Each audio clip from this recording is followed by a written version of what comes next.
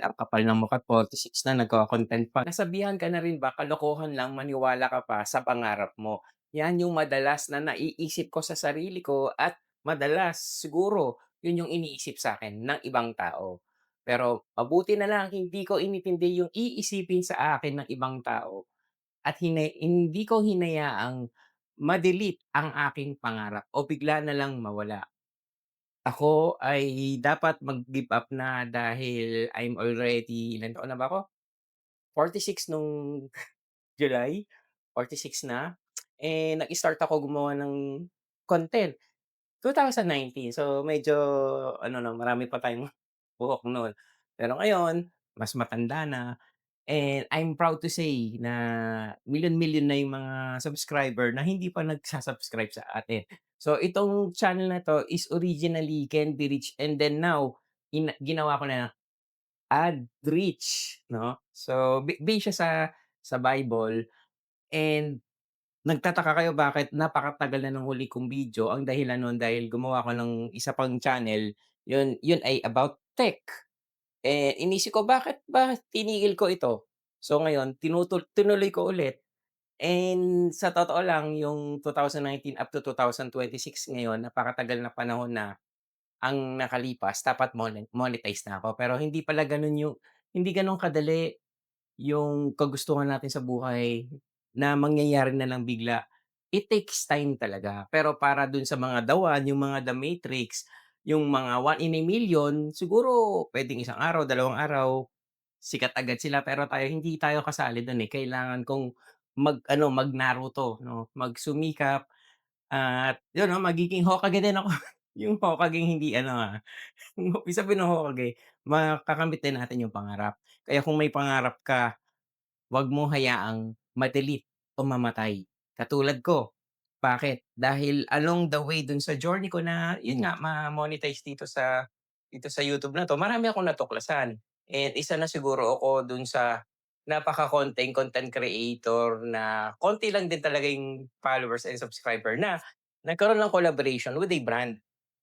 So, isa yun yung nakakatuwa rin sa journey ko kahit hindi ko pa nakukuha yung talagang pangarap ko siyempre, na mas guminhawa yung buhay, maging monetize.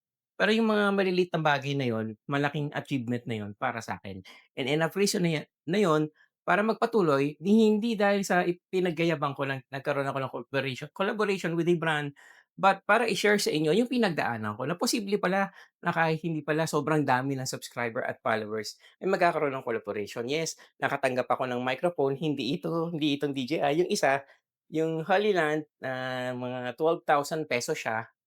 Imagine para sa creator na katulad ko na ang konti ng subscriber that time yung ano, nasa ano pa lang ako, may isa pa akong channel, eh, yung Shopping Sensei ko nasa 1,000 'no, 1,000 na yun. Pero hindi naman nanonood sa'kin yung mga viewers ko kasi kalimitan mga foreigner. Medyo magulo yung channel na yun, in short. Pero yun, naniwala sa akin na yun, binigyan ako ng 12,000 worth ng wireless microphone and marami pa. Nagkaroon din ako ng mga partnership with mga workshops na in ko for content creation na kung babayaran ko siya, eh, dahil sa wala ako pambayad, thank you Lord, ako ay naka-attend ng for free, 'di ba? Blessing siya.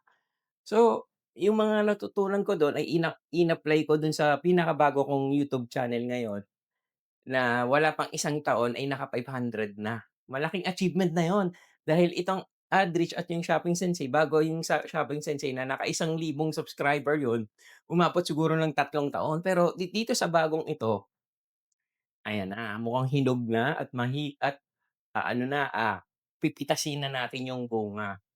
So, 4,000 hours yung kailangan and then ano na siya, 2,600 na, 'no? So, konti na lang, 4,000 yung kailangan, eh. Pero to cut the long story short, kung ano man yung pinagdadaanan mo at meron ka talagang gustong, may kang goal at gusto mo 'tong makamit. Let's say ito yung pangarap mo, isang bagay lang ang ise-share ko na makakatulong din talaga sa'yo because sa journey ko ngayon, simula noon hanggang ngayon, yung siyempre kailangan ng pera para abutin kung ano man yung pangarap mo o yung pangarap ko. So, kung hindi pa tayo makakuha ng maraming pera sa ngayon 'no, ang ginawa ko is magtipid-tipid. So, yun yung mai-she-share ko sa inyo na napakahalaga na huwag tayong magastos. Ngayon, ang priority ko number one siyempre si Lord, 'di ba? Hindi tayo church pero si Lord talaga. Si Lord and then family, nanay ko, kapatid ko, and then sumunod sumunod na itong content creation, love life. Nakakatawa 'no? Sa edad kong ito ang dami ko ng anak, hindi nga wala nga walang girlfriend. Walang asawa, lalong-walang anak, 'di ba? I'm 46 years old, no girlfriend, no no wife, no girlfriend, walang anak, 'no? Kung tutuusin sa edad ko, dapat malungkot na ako, 'di ba? Kasi Aldrich, ilang taon ka na, 46 years old ka na, inaatupag mo pa yung maggagawa ng content. Maghanap ka na ng asawa baka mapanis na 'yan. Oh, hayaan mo silang mag-isip. Kung ikaw ay iniisipan din ng ganyan ng ibang tao, matanda ka na, itigil mo na 'yan. 'Wag natin sila intindihin dahil tatandaan niyo na isang beses lang tayo mabubuhay dito sa mundo. Kanino ka ba nabubuhay? Para sa kanila na walang pakialam sa'yo o para sa mga mahal mo? So, I'm doing this para sa aking nanay, sa kapatid, 'di ba? Siyempre kay Lord una. Kung let's say lang, okey lang. Kung let's say ngayon biglang dumating yung kalaban ni Son Goku, si Nappa 'no, ginunaw itong mundo, okey lang, I'm happy, 'di ba? So yun yung mahalaga kung ikaw, wala kang girlfriend ngayon, wala kang boyfriend, wala kang asawa, wala kang anak, as long as na may minamahal ka ngayon, mapa-aso man yan, kambing, kalabaw, kapayo, o tatay mo, nanay mo, jowa mo, o kung ano man, 'no? 'Wag naman daga, o sige kung may alaga kang daga, ang mahalaga meron kang minamahal ngayon at inaalagaan mo siya at masaya ka, yun yung mahalaga. Huwag kang ma-pressure sa sasabihin sa'yo na, "Ay wala, ilang taon ka na Aldrich, 46 ka na wala ka pang man lang jowa," 'di ba? Tapos nagko-content ka 'di ka naman ma-monetize 'no? Tatandaan natin na hindi yung pinakamakukuha natin yung goal, ang nagpapasaya din sa atin is yung journey natin. So, along the way ang dami kong na-discover sa sarili ko na hindi ko alam na nakakatuwa at enjoy pala magawa ng video, 'di ba? Hotel restaurant management ako, ngayon camera ang gamit ko and yung mga ibang partnership sa mga brands hindi ko alam yan dati. So, kung if you are a content creator katulad ko na hindi pa lumalaki 'no, I mean hindi pa marami ang followers or subscriber, posible pa rin na magkaroon ng collaboration with brands. So, may few mistakes na habang, simula noon hanggang mga nakaraang panahon, nakaraang taon, gino-goal ko na makipag-collaboration with brands. Ang goal ko ngayon is to reach as much people ang hirap mag-Ingles, as much people as I can to share yung life experience ko. Baka sakaling makatulong sa inyo. Yes, yun yung goal ko and then yung brand ko, lalapit na lang yan kusa or yung blessing or yung monetization. Ang mahalaga yung experience ko sa buhay nai-she-share ko sa maraming tao, sa'yo, Bruno, Rose, pati, yeah. So, kung ano man yung pangarap mo ngayon, 'wag mong isuko. Lalo na kung mas bata ka sa akin, 'di ba? Si Aldous ang kapal ng mukha 46 na nagko-content pa, 'di ba? What's up sa inyo, 'di ba? Kung kasing edad naman kita at kung mas matanda ka sa akin, huwag kang mag-alala. Kung gusto mong gumawa ng content or gusto mo kung ano man yung pangarap mo, gusto mong simulan ngayon, hindi pa huli ang lahat. Ang goal naman ng pangarap is para sumaya, 'di ba? Whether makuha yung pangarap o hindi, ang pinakamahalaga ay we are trying our best. And yung pangarap natin ay para sa mga minamahal natin. As long as kasama natin sila habang tayo ay nagsusumikap para makuha yung pangarap, sigurado ako masaya pa rin ang buhay. That is all that hirap ang hirap Angles. Yun yung pinaka-importante sa'tin, yung masaya tayo sa buhay. So, paano maging masaya? Kailangan papawan natin yung kaligayahan natin. At bawat blessing ay bibilangin natin at yun yung titingnan natin. So, kung kahit di pa dumadating yung pinaka-goal o yung gusto mong mangyari sa buhay, ang mahalaga sine-celebrate mo kung ano mang blessing ang dumarating sa'yo. So, sa akin kahit hindi pa ako na-monetize na actually yung Facebook ko. Maraming nangyari, marami akong hinandle na social media. Na-monetize na yung Facebook ko, yung basta isang page tsaka ko na sa inyo sasabihin. Pero ang pinakagusto ko kasi is 'tong YouTube. So, kumita rin naman ako sa mga ibang paraan katulad ng, affiliate marketing. So, marami, marami. So, 'wag tayo focus lang yung minsan kasi ang iniisip natin, ang akala natin, yung pinaka magpapasaya lang sa'tin yung alam natin na pangarap natin, na yung gusto natin. Minsan hindi natin alam meron palang bigay si Lord na para sa'tin 'no? Maaaring hindi ito yung pangarap pero same lang, yung ibibigay na pangarap ko, eh, yun din ibibigay ni Lord pero hindi lang exactly dun sa gusto ko. So kumita ako dun, napabili ako ng electric skateboard, wow! Electric skateboard, 360 camera, yun lahat ay galing sa affiliate marketing. So isa ako sa mga pioneer, siguro 2020 pa.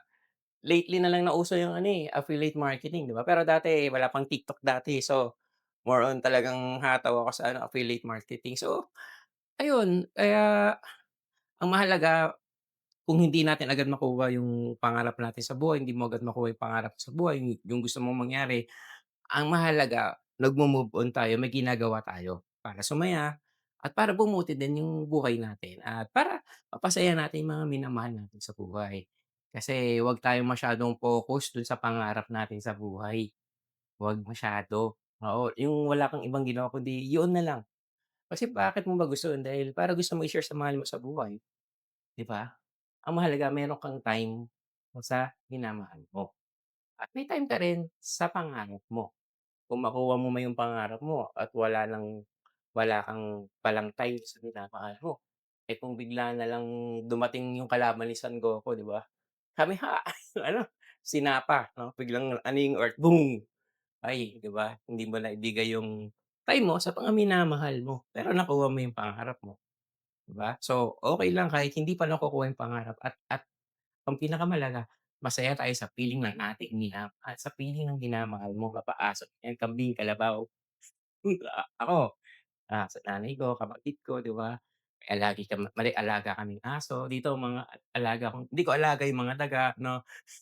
Ayun, so hanggang dito na lang at medyo magulo itong YouTube nating video ngayon kasi nagbabalik. So pinipilit ko na no edit. Do'n sa kabila kong video, sangkatutak ang edit 'no, sangkatutak na B-roll at kung ano-ano pa effects. Pero dito gusto ko raw. Bro, so kung meron kayong mga katanungan at meron kayong gustong pag-usapan natin, comment kayo below kung ano yung gusto niyong pag-usapan natin. Pero ang masasabi ko lang bago tayo matapos, kung may pangarap ka, huwag mong i-delete. Katulad itong channel na 'to, hindi ko rin dinelete. Dahil kung mapapanood yung mga past videos ko, andun lahat since 2019 dinocument ko yung pagiging waiter ko, pagiging janitor, kargador, headhunter, at kung ano-ano pa, mga trabahong kinailangan kong gawin. At that time, pino-push ko siya, hindi ako nahihiya. Dahil alam ko sa future, hindi habang buhay gano'n yung trabaho, kargador or janitor or waiter, hindi. Sa future alam ko 'pag napanood ng mga tao yung video sasabihin nila, "Ay si Aldis pala gano'n yung pinagdaanan, nagbago yung buhay." So ako ibig sabihin hindi 'to forever 'tong pinagdadaanan ko ang hirap, may magiging better din ang buhay ko. What if i-document ko din para 'pag may ibang tao nakapanood ng video ko, sasabihin nila, "Uy si ano nagbago din ang buhay." So parang domino effect siya. So kung gusto niyo mapanood yung origin story, yung mga video ko nung nakaraan nasa kadulu-duluhan siya, eh. Ayun, so this YouTube channel is para i-share sa inyo na ako ay isang ordinaryong tao lang. Ako ay isang ordinaryong tao lang pero kaya ni God to do extraordinary things para sa akin at para sa'yo, 'di ba? So hanggang dito na lang po. Maraming salamat. Kung hindi ka pa nagsa-subscribe, pindot na sa subscribe button below. Maraming salamat. Lagi nating tatandaan na let's just do our very best and let God do the rest. Salamat and God bless us all.